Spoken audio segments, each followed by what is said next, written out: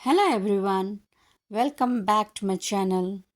आज म तपाईँहरूसित मसला डोसाको recipe share गर्न लागिरहेको छु।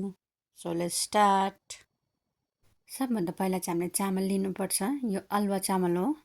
मैले चाहिँ मेजरमेन्ट कपको 3 कप अलुवा चामल हाल्दैछु। डोसाको लागि मेजरमेन्ट चाहिँ एकदम सही हुनुपर्छ, अनि मात्रै राम्रो बनिन्छ। अब अर्को भाँडामा 1 कप मेजरमेन्ट कपको उडद दाल लिएको छु। अब चानाको दाल मैले यहाँ 2 चम्ची, ठुलो चम्चीको 2 चम्ची चानाको दाल लिएको छु। अब यो चामल दालहरूलाई चाहिँ सबैलाई हामीले मजाले वास गरेर चाहिँ 5-6 घन्टाको लागि चाहिँ राख्नुपर्छ। हेर्नुहोस्, 5-6 घन्टा भइसकेको छ, मजाले भिजिसकेको छ। अब यसलाई चाहिँ हामीले मजाले पिस्नुपर्छ। अब यसलाई म मजाले पिस्छु। अन्त यहाँ अलिकति हामीले 1 चम्ची जस्तो मेथी पनि भिजाइकन पिस्नुपर्छ। मैले सबै पिसिसकेको छु। यहाँ हेर्नुहोस्। अब यो ब्याटरलाई चाहिँ म रातभरिको लागि राखिदिन्छु, बिहान बनाउँछु। अब हेर्नुहोस्, बिहान भइसकेको छ। अब म मसला रेडी गर्छु डोसाको। सबभन्दा पहिला चाहिँ एउटा कराईमा तेल एड गर्नुपर्छ। तेल तातेपछि चाहिँ हामीले यसमा एड गर्नुपर्छ प्याज मसिनो काटेको। प्याज हालिसकेपछि चाहिँ अब हामीले यसमा एड गर्नुपर्छ हल्का क्रस्ट गरेको अदुवा, हरियो खोर्सानी 2टा मैले चप्ड गरेको छु, हरियो मटर। अब यसमा एड गर्नुपर्छ फ्रेस करी पत्ता। यो चाहिँ हाम्रो गार्डनकै हो। अब यसमा कद्दुकस गरेको गाजर,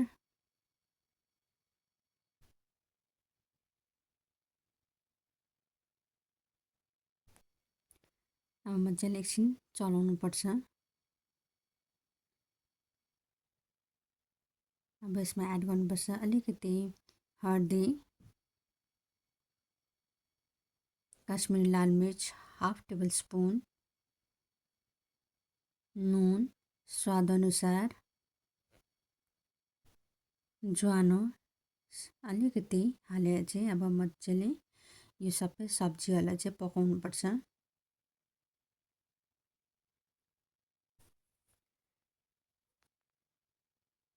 यो सब्जी मजाले पाकिसकेपछि चाहिँ हामीले यसमा एड गर्नुपर्छ बोइल गरेको आलु। मैले चाहिँ बोइल गरेर मजाले मुसेको छु, हातले म्यास्ड गरेको छु। अब यो सबै इन्ग्रिडियन्ट्सहरूलाई चाहिँ हामीले मजाले मिक्स गर्नुपर्छ।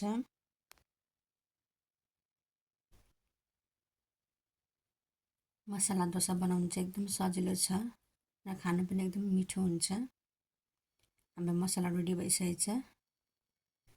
अब यहाँ हेर्नुहोस्, हाम्रो ब्याटर मजाले फर्मेन्टेसन भइसकेको छ। मजाले हेर्नुहोस्, डबल भइसकेको छ। कस्तो मजाले फर्मेन्ट भएको छ। फर्मेन्टेसन राम्रो भएको छ भने चाहिँ हाम्रो डोसा राम्रो बनिन्छ। अब यो ब्याटरलाई चाहिँ मजाले चम्चीको सहायताले मजाले फिट्नुपर्छ। अनि त्यसमा एड गर्नुपर्छ पानी। हामीले चाहिँ ब्याटर पातला बनाउनुपर्छ डोसाको लागि चाहिँ। बेसी पातला पनि बनाउनु हुँदैन, ठिकैको बनाउनुपर्छ।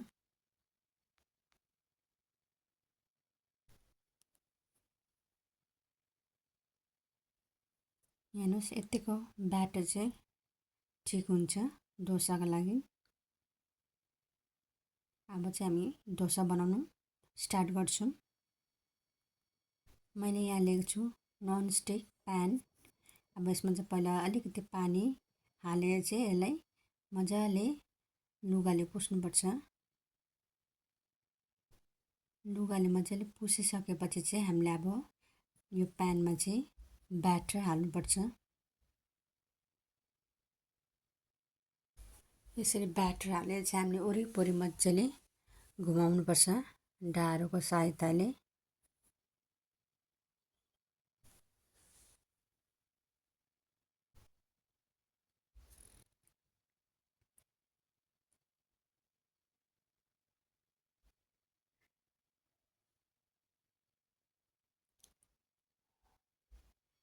अब यो बनाइसकेपछि चाहिँ हामीले यसमा एड गर्नुपर्छ तेल।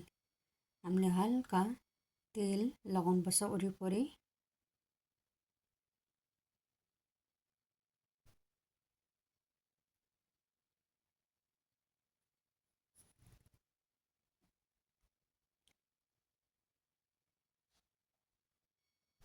तेल लगाएपछि चाहिँ हामीले अब यो जुन चाहिँ हाम्रो मसला छ डोसाको यो यसरी बिचमा हाल्नुपर्छ। हेर्नुहोस् कस्तो दामी भएको छ डोसा। वरिपरिको निक्लिसक्यो मजाले, एकदम क्रिस्पी बनेको छ।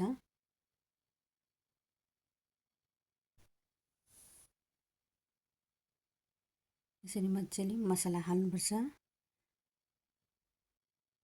मसला हालिसकेपछि चाहिँ हामीले यसरी फोल्ड गर्नुपर्छ। हेर्नुहोस् कस्तो दामी भएको छ, मजाले निस्किँदैछ, टालिएको पनि छैन। कस्तो दामी भएको छ, एकदम क्रिस्पी बनेको छ।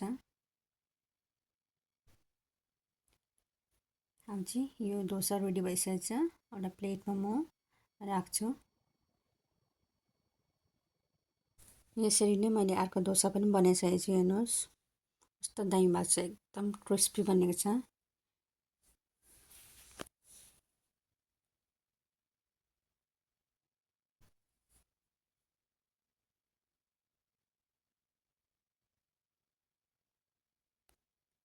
अब यसलाई पनि म एउटा प्लेटमा निकाल्छु।